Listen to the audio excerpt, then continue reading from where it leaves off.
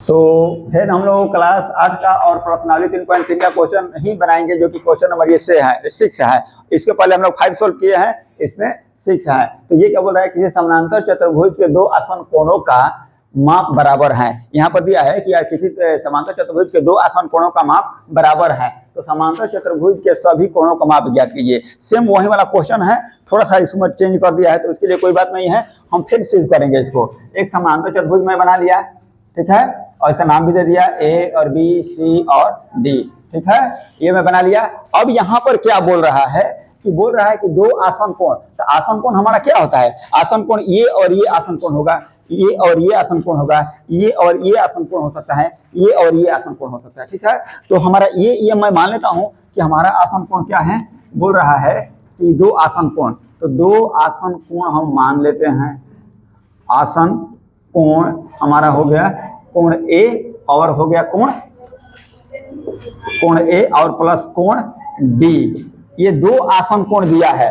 तो दो आसन कोणों का योग कितना देता होता है, तो हम पिछले वीडियो में बताए हैं कि दो आसन कोणों का योग होता है 180 डिग्री, ठीक है, 180 डिग्री होता है, दो आसन कोणों का योग 180 डिग्री होता है, ठीक। तो अब हम ये दो आसन कोण ये दोनों आपस में बराबर हैं, तो कहने का मतलब है कि जब ये ए है तो हम क्या इसको ए नहीं मान सकते हैं, इसको भी ए मान लेंगे, इसको कर देंगे 180 डिग्री, क्योंकि दोनों का वैल्यू बराबर है, तो इसको भी ए मान दिया। तो ए हमारा हो गया 2a और ये हो गया 180 डिग्री, और यहाँ से ए हम निकाल लेंगे, एक क्या 180 डिग्री बट्टा में हो जाएगा 2 से कट कर लेंगे, तो एक मान हो जाएगा हमारा 90 डिग्री, ठीक, एक मान आ गया हमारा 90 डिग्री, ठीक है।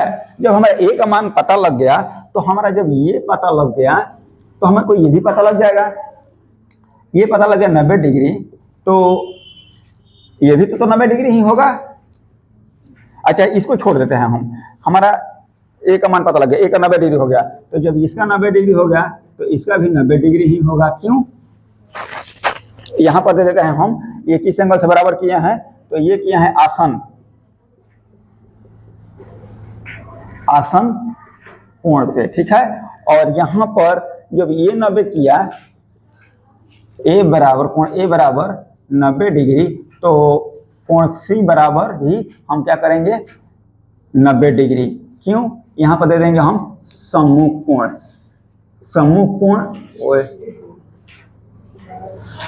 कोण से, ठीक है, क्योंकि जब ये बराबर होगा तो ये बराबर होगा, और इसके वैल्यू इतना ये होगा, तो यहाँ पर क्या होगा, ये भी हमारा डी तो निकाले हैं, नहीं निकाले हैं, तो डी का मान भी हमारा क्या आएगा,